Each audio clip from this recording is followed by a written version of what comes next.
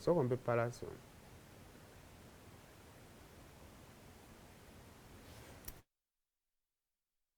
Mwimbi munnange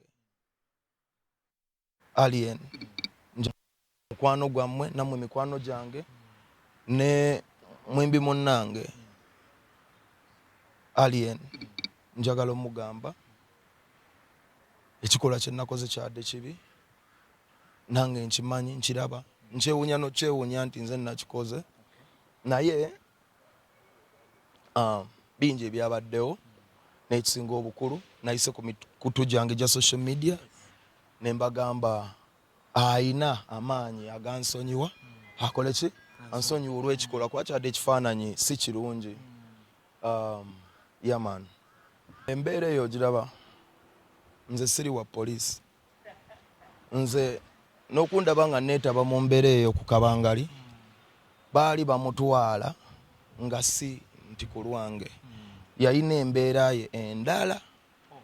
emunoonyeseza era nze awo bondaba bobuuza abaaliwo nali ngezaako muyamba kitegeera nga ngamba muyimbi musobola n'omukubira essimu n'akola ki but that was the only issue.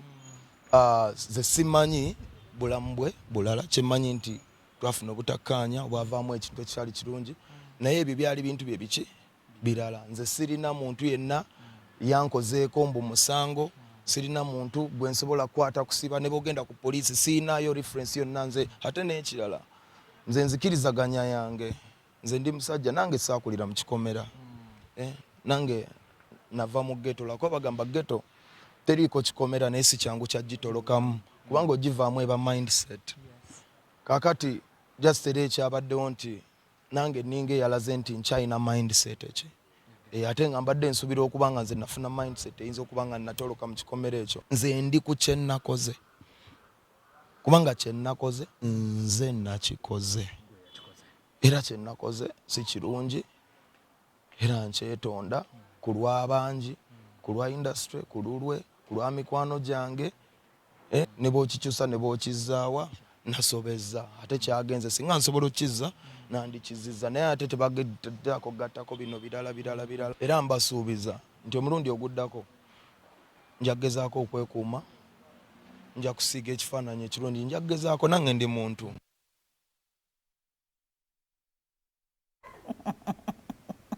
Kati nonze ekitiibwa kyange nze kyentya mbuki abantu basange ebibuuzo ebyo mbadde munyumya abantu bagambe nosayima omuvubuka w'ekitiibwa bw'atyo gwero tonsindikirako ebyo kotoseka ki afunye n'okubune n'aseka n'awunzika n'omutwe n'atunuza awulira kyamaanyi owemudde owemula owemula banendoza aba yeetoze katumukolere omanyi kuti weye katumukolere kifo tumuleke ate waliwo omuntu eyetonda nga tetujja musonyiwa ate tetulina kyetugenda mukola nga tumulabulabi banne baba yeetoze kubanga nze kambabulireko principles zange my life omuntu eyetonda mu bulamu bwange yeetonda emirundi egyo ogusooka because I consider it kamenje buli muntu atendewalirwa n'asobya ogwokusatu si mubugenderevu ogwokuna rather ogwokusatu guno gwadde gwakubiri ogwokusatu wakikoze kati olabika okimanyidde it is part of you kati ntandika Pallaso gwe gusoose ogwasooka baakuba mu kubeera Fontaine nze njaba nkubuulire nga ndaba n'amaaso gange yayiwa omwenge mu laptop y'omwana kwa amnesia omulala yakuba DJ Roger n'amunoza ne Roger yennyini tagwanidde kubaako gwanyoma kuba akyali mu sheepu y'abaana bato awaliriza omukatoyo tugiddeko kati egyo gye mmanyi kati guno ogwokusa emirala gibaddeawo nga sigimanyiiko nnyonnyonnyo guno tubadde tulaba kakati mabuli nze nga nze mu kiti nze Afsatiya ne mbagamba Pallaso ye muyimbi wange ansingira era music wa tesigenda mukyawo naye ye nga Pallaso Pius Mayanja kati nze nkyawuliriza apology ya Pallaso yeetonze tumuleke ata tunaamuka tutemutte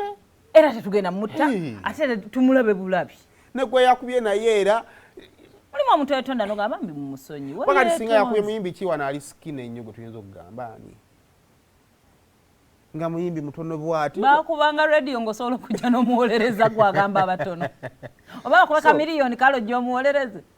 y'omu ku basikini n'abatono besinga okwewujja Fefa Busmune yafuuka munene tokyamutwala mu batono yagejja amatama awo tuveewo kasita yeetonze